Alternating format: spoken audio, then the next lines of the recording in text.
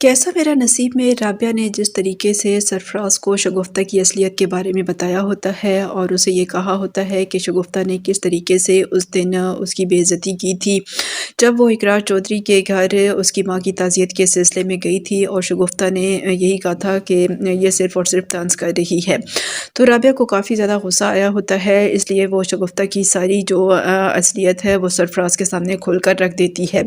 और काफ़ी बातें सुनाती है सरफराज को भी और उसे यही कहती है कि आपकी ये बीवी जो है ये ज़हनी मरीज़ा है, आपको चाहिए कि आप इसके दिमाग का इलाज कराएँ, इसे किसी साइकियाट्रिस्ट को दिखाएँ। यहाँ पर शगुफ्ता भी काफ़ी ज़्यादा गुस्से में आ जाती है और वो राबिया से यही कहती है कि तुम खुद पागल हो और तुम्हारी हिम्मत कैसे हुई कि तुमने मुझे इतनी ज़्यादा बातें सुना दी हैं।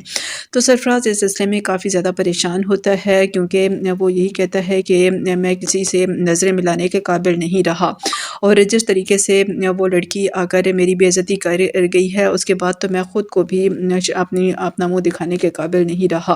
और वो अदील से यही कहता है कि आइंदा मेरे सामने ना तो तुमने अनिला की कोई बात करनी है, ना उसका ज़िक्र करना है और ना ही शगुफ्ता का। क्योंकि सरफराज जो है वो घर के माहौल की वजह से काफ़ी ज़्यादा परेशान होता है। जिस तरीके से अनिला और शगुफ्ता जो हैं वो एक दूसरे के ख़िलाफ़ हुई हुई हैं और शगुफ्ता जो है वो हर सूरत में अनिला को बदनाम करने, उसको बदकिरदार साबित करने की कोशिश में होती है।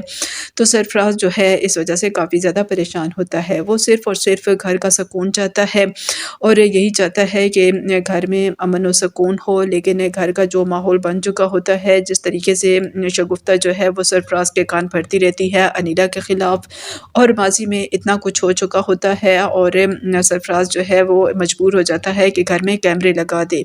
लेकिन इन कैमरों के बारे में शगुफ्ता को मालूम हो जाता है और वो नई साज़िशें करना शुरू हो जाती है।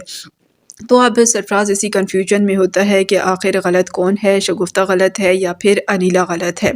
तो वो यही कहता है कि मुझे डिप्रेशन हो चुका है घर के माहौल की वजह से और उधर आमना भी गिरफ़्तार हो चुकी होती है अपने ससुर के कत्ल के इल्ज़ाम में और उसका जो शौहर है इज़हार उसने उसे गिरफ़्तार करा दिया होता है। तो सरफराज इन तमाम हालात की वजह से, इस तमाम सिचुएशन की वजह से काफ़ी ज़्यादा परेशान होता है। तो अब देखना ये है कि शगुफ्ता जो है वो अनिला के ख़िलाफ़ मज़ीद कौन सी नई प्लानिंग करती है और वो अपनी इस बेइज्जती का बदला भी लेगी राबिया से और अनिला पर ये इल्ज़ाम लगाएगी कि उसने सरफराज के वकील की जो फ़ाइल है वो चोरी की है। हालाँकि उसने ख़ुद वो फ़ाइल हासिल की होती है और जो आदमी उसे वो फ़ाइल पहुँचाता है उसने ये डील कर ली होती है कि तुम्हें मैं पैसे दे दूँगी, मुँह मांगी रकम दे दूँगी और तुमने जो है वो मुकर जाना है कि ये फ़ाइल तुम तक पहुँची ही नहीं है और मैं भी यही कहूँगी कि वो फ़ाइल जो है वो मुझ तक किसी ने पहुँचाई ही नहीं है। तो इस तरीके से सारा इल्ज़ाम जो है वो अब अनिला पर आने वाला है और सरफराज जो है वो अब अनिला के साथ मज़ीद क्या कुछ करेगा जब उसे ये पता चलेगा कि फ़ाइल जो है वो अनिला ने हासिल कर ली है। क्योंकि जब अनिला ने सरफराज से कहा होता है कि मुझे अपने वकील की फ़ाइल आप दे दें, वो मैं अपने वकील को दे दूँगी। इस तरीके से आमना का केस जो है वो मैं हल करा सकती हूँ। तो सरफराज जो है उस वक़्त काफ़ी ज़्यादा गुस्से में आ गया था और उसने यही कहा था कि अनिला जो है वो सिर्फ़ और सिर्फ़ मुझ पर रौब जमाना चाहती है, इस घर पर रौब जमाना चाहती है। तो अब आगे अनिला के लिए कौन-सी मुश्किलात आने वाली हैं और सरफराज किस तरह की प्रॉब्लम्स क्रिएट करने वाला है अनिला के लिए। उधर रुखसार जो है वो किस तरीके से रूबी की ज़िंदगी में ज़हर घोलने वाली है और इकरार चौधरी और रूबी के दरमियान मुखालफत पैदा करने वाली है, इख्तिलाफ़ पैदा करने वाली है।